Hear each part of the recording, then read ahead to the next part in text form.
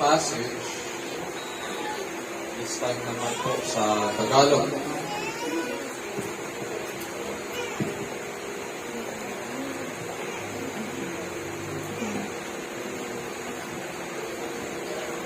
So, John 11, 17 to 27. At ganito naman po ang sinasabi sa Tagalog Bible. Pagdating ni Jesus, nalaman niya ang 4 na araw nang nakalibing si Lazaro. May 3 kilometro ang layong Jerusalem sa Betania, at marami sa mga Hudyo ang dumalaw kina Marta at Maria upang sila ay aliwin. Nang marinig ni Marta na dumarating si Jesus, sinalubong niya ito. Ngunit si Maria ay naiwan sa bahay. Sinabi ni Marta, Panginoon, kung kayo po'y narito, hindi sana namatay ang aking kapatid. Ngunit nalalaman kong kahit ngayon, ibibigay sa inyo ng Diyos anumang hingin ninyo sa Kanya. Muling mabubuhay ang iyong kapatid, wika ni Jesus. Sumagot si Maria, si Marta, nalalaman ko kung siya ay mabubuhay ulit sa huling araw, sa muling pagkabuhay. Sinabi ni Jesus, ako ang muling pagkabuhay at ang buhay. Ang nananalig sa akin kahit mamatay ay muling mabubuhay. At sino makabubuhay at nananalig sa akin ay hindi mamamatay kailanman. Pinaniniwalaan mo ba ito? Opo, Panginoon, sagot niya. Nananalig ako sa inyo. Kayo po ang anak ng Diyos, ang Mesiyas, na inaasahang paparito sa sanlibutan. Ito po ang salita ng Panginoon, purihin ang Diyos. Madalas po kapag may namatay, narinig natin ang mga ganitong klaseng tanong. Nasaan na kaya siya? Or may mga ganito rin, mga tanong. O hindi tanong, kundi mga sabi-sabi. Nasaan ka man? Sana masaya ka na. Diba? Mayroong ganon. Ibig kong sabihin, hindi po tayo sigurado sa ating sinasabi. Pero sinasabi pa rin natin. Hindi rin tayo sigurado kung masaya siya. Pero sinasabi pa rin natin, kahit wala tayong pasiguraduhan. Alam po natin na yung mga ganitong klaseng mga paksa, mahalaga to. Gawin pa man, hindi natin na pag-uusapan talaga. Nais ko pong sabihin sa inyo, at huwag po sana tayong ma-offend, hindi po ganyan ang pinaniniwalaan ni Kuya Dan. Ang tawag ko po sa kanya ay Kuya Dan. Yung iba sa inyo, ang tawag siguro sa kanya ay Kuya Dani. Yung iba, Danilo. Pero sa aming dalawa, ang tawag ko po sa kanya ay Kuya Dan. Nais ko pong sabihin, hindi po ganun ang pinaniniwalaan ni Kuya Dan. Kung may magsasabi po ba sa atin sa gabing ito na totoo, maniniwala po ba tayo? Sa ating passage, sa John 11:17, ganito po ang sinasabi. So when Jesus came, he found that he had already been in the tomb for 4 days. Now Bethany was near Jerusalem, about 2 miles off, and many of the Jews had come to Martha and Mary to console them concerning their brother. Sa ating binasa kanina, tingnan po natin ang mga tauhan na nasa passage. Nandyan po si Lazarus of Bethany na nakalibing na. At 4 na araw na po siya ang nakalibing. Ang description po sa kanya sa verse 3 ng John chapter 11 ay, He whom you love. Ibig sabihin, matalik na kaibigan po siya ng Panginoong Kristo. Pangalawa, si Maria at si Martha, or Mary and Martha, na kapatid po ni Lazarus. At ang description din po sa kanila ay mga malapit na kaibigan ng Panginoon. Sila po si Maria po, siya po yung nagbuhos ng pabango at nagpunas ng buhok, na kanyang buhok sa paa ng Panginoon. Sa verse 2 ng chapter 11. Hindi lang yon. Sa pinasa natin kanina, maraming Hudyo po ang pumunta sa Betania. Ibig sabihin, kilalang kilala nila ang pamilyang ito. At syempre, ang pang-apat ay ang Panginoong Hesus at ang kanyang mga alagad. Nang dumating po ang balita na namatay na po si Lazarus sa Panginoong Jesucristo, siya po ay nasa Perea, beyond the Jordan. Ito po ay country ni Herod, yung sa Perea. At nakarating nga sa kanya na nagkasakit ng malubha ang kanyang kaibigan na si Lazarus. Ang Perea po ay 48 kilometers mula Betania. Pag sinabi natin 48 kilometers, parang mula Marikina hanggang Enchanted Kingdom o Santa Rosa. Ganon ang layo ng lalakarin ng ating Panginoon. Wala naman silang sasakyan. So lalakarin nila itong 48 kilometers na ito. At ginawa nga nila yun, papuntang Betania. At pagdating nila sa Betania, naabutan nila ang maraming tao na nagluluksa kasama sina Marta at Maria. Ngunit hindi na po nila naabutan si Lazarus. Wala na siya. The text tells us, he found that he had already been in the tomb for 4 days. 4 na araw nang patay si Lazarus. Ibig sabihin, nagsimula na rin ang decomposition process. Ibig sabihin, walang pagdududa na patay na nga si Lazarus. At dahil maraming tao ang pumunta doon, ibig sabihin, marami ring tao ang nakakita dito sa huling milagro ng ating Panginoon bago po siya namatay. Nang marinig ng magkapatid na parating ang Panginoong Jesucristo at ang kanyang mga alagad, ano po ang kanilang ginawa? Verses 20 to 22. Martha therefore, when she heard that Jesus was coming, went to meet him. But Mary stayed at the house. Martha then said to Jesus, Lord, if you had been here, my brother would not have died. Even now I know that whatever you ask of God, God will give you. Alam naman po natin na si Martha, kumpara kay Maria, si Martha po yung active type. Siya yung maasikaso. Siya yung mahilig sa gawaing bahay. Si Maria, siya lang yung madalas na nakaupo sa lapag, nakikinig sa Panginoon. Ganun ang pagkakakilala natin. At ngayon, nang malaman nilang paparating ang Panginoong Hesus sa Betania, agad-agad na tumakbo si Martha. At nang maabutan niya ang Panginoon, ano sinabi niya sa Panginoon? Sabi po niya, malugod kitang binabati. Ganun ba? Hindi. Ang sabi niya agad sa Panginoon, Panginoon, kung kayo po'y narito, hindi sana namatay ang aking kapatid.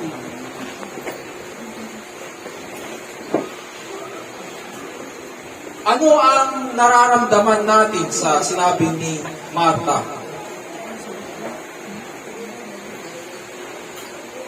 Ang prayer request nilang magkapatid ay pagalingin ng Diyos si Lazarus ng buhay pa.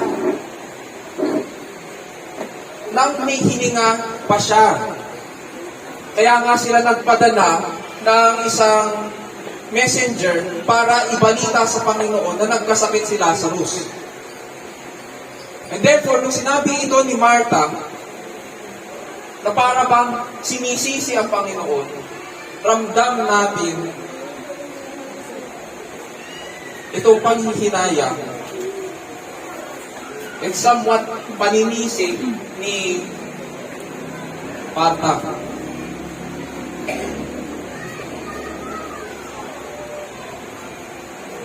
Pero dinugtong niya rin. Sabi niya, even now, I know that whatever you ask of God, God will give you. Nagtitiwala siya na ibibigay ng anumang hihingin ni Kristo sa kanyang Ama. At ito ay sasagutin ng Ama. Dito muna tayo. May gusto po akong patukuyan lang. Karaniwan po kasi kapag nangyayari yung mga ganito sa mga pamilya, nagkakaroon po ng panghihinayang at konting sisihan. Pagamat hindi pag-usapan, pinag-uusapan nyo, naririnig ko po yun. Bilang pastor, naririnig ko lahat ng daing. Dumadating sa akin ang mga panalangin para mula sa congregation. Naririnig ko po yung siyempre mga hinanakit din. Yung mga ganitong salita, sana ginawa mo yung ganito, sana pinigilan mo, sana nasamahan kita, sana tinawagan mo ko. Naiwasan sana. Buhay pa siya, sana. At the end of the day, kailangan po natin ma-realize, hindi po natin hawak ang ating buhay. Hindi po tayo ang nagmamay-ari ng ating buhay. Hindi rin po tayo ang nagbigay ng hininga para po tayo mabuhay. Diyos ang nagtatakda kung ilang taon tayo mabubuhay bago niya tayo kunin. So bakit po tayo nagsisisihan na pawang tayo po ang nagbigay ng hininga sa ating mga sarili? Kung hindi naman pala natin hawak ang ating buhay. Besides, kahit na magsisihan din tayo, wala itong maa-accomplish. Ang nais ng Panginoon, pag tinignan natin yung passage, tulad ng ginawa ni Martha, ay tumakbo po tayo sa Kanya. Kapag nangyayari ang mga ganitong bagay, pwedeng sisihin ni Martha si Maria, pwede silang pagsisihan, pwede silang mag-away. Pero makita natin na hindi ganun ang nangyari. Later in the passage, nang batiin din ni Maria ang Panginoon, kinausap niya rin ang Panginoon, pero ang focus natin dito, ano yung ginawa ni Martha? Tumakbo siya agad sa Panginoon at sinabi niya ang lahat ng kanyang saloobin sa Panginoon. Oo, sinabi niya. Ngunit may respeto pa rin siya sa Panginoon. Ang nais ng Diyos ay sabihin natin sa Kanya kung bakit tayo nagkakaganito. Bakit ba may kalungkutan tayo ngayon? Bakit ba may kabigatan? Bakit ka nagugulumihanan? Yan yung nais ng Panginoon, na tumakbo tayo sa Kanya. Biruin niyo po, sa Kanyang biyaya, pinagkalooban tayo ng Diyos ng pagkakataon na makita ang paglago ni Kuya Dan sa pananampalataya. Tapos, ngayon na binawi niya sa atin si Kuya Dan, tingin po ba natin hindi makikinig ang Diyos sa ating mga daing at tanong dahil lang siya ay nakaupo sa kaitagtaasan? Sinasabi sa Kanyang salita, He heals the broken-hearted and binds up their wounds. Kinalulugdan po niyang makinig sa atin. Kalooban po niya na magbigay ng karunungan, ng kapayapaan, at aliw sa atin sa oras ng pagdadalang natin. Tuloy po natin. Verses 23 to 24. Jesus said to her, "Your brother will rise again." Martha said to him, "I know that he will rise again in the resurrection on the last day." Sa John chapter 6, 4 na beses pong sinabi ng Panginoon ang mga salitang, "I will raise him up on the last day." Ibig sabihin, mahalaga ito. Pag paulit-ulit na binabanggit ng scriptures, ibig sabihin may emphasis. At dapat pinakikinggan ito at dapat binibigyan ng attention. Ganun siya.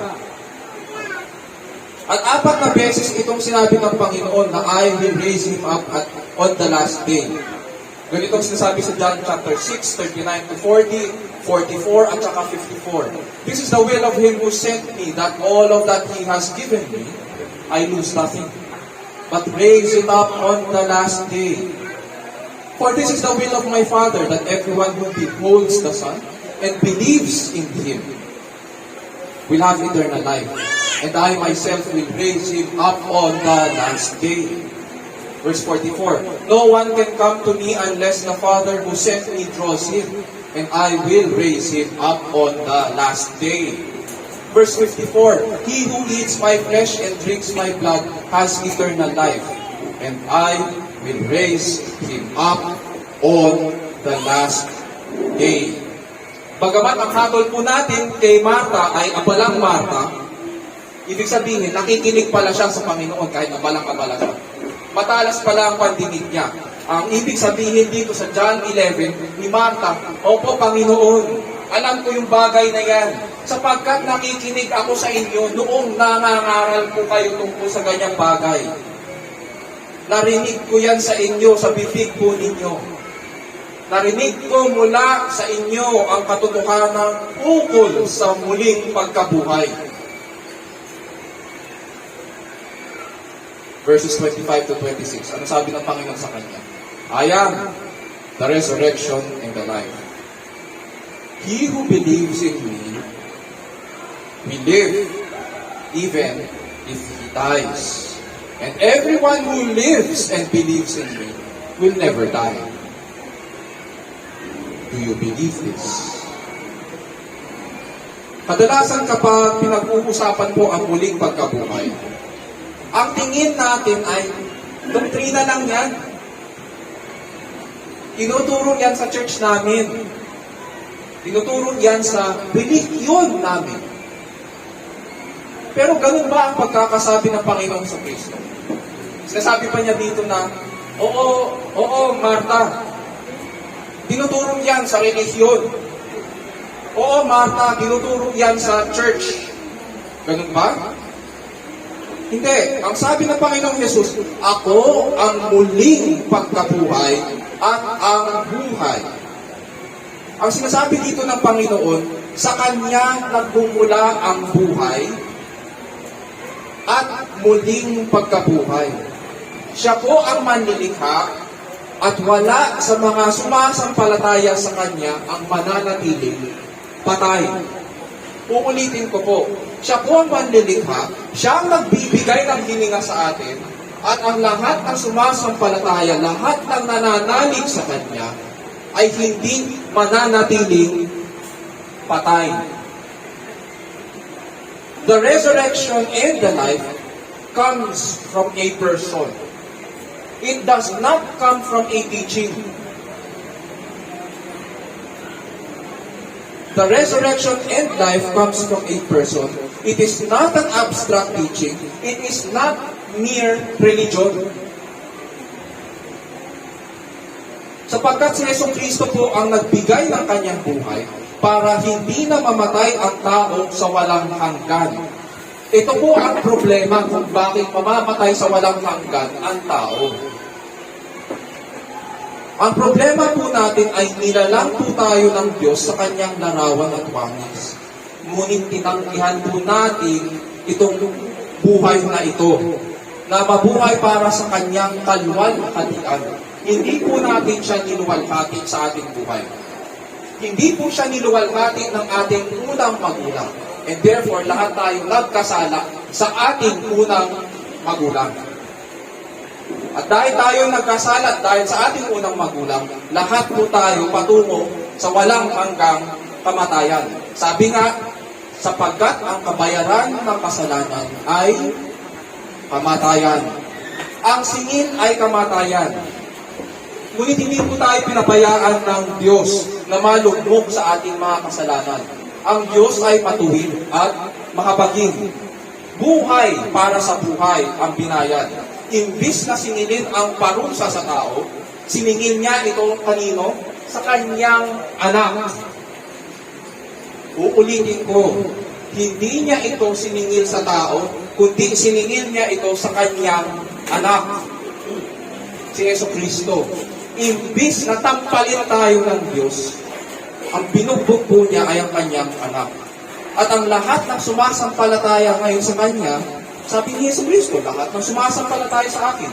Dahil siya ang nagtiis, dahil siya ang nag-alay at namatay, at siya ang muling nabuhay, lahat ng sumasampalataya sa kanya ay nagkaroon ng panibagong buhay at muling mabubuhay. Buhay para sa buhay ang binayad. Ang kailangan na lang po natin harapin sa gabing ito, ang kailangan din natin sagutin, ay ang tanong ng Panginoong Kristo. Pinaniniwalaan mo ba ito? Si Yeso Kristo ang daan, ang katotohanan, at ang buhay. At dahil siya ang katotohanan, hindi siya magsisinungaling. Siya ang anak ng Diyos. At dahil sinasabi niya ang bagay na ito, we are confronted with a question. Pinaniniwalaan mo ba ito?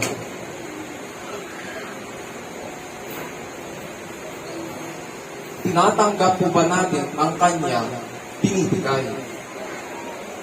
Sabi nga ni Martha sa verse 27, "Yes, Lord, I have believed."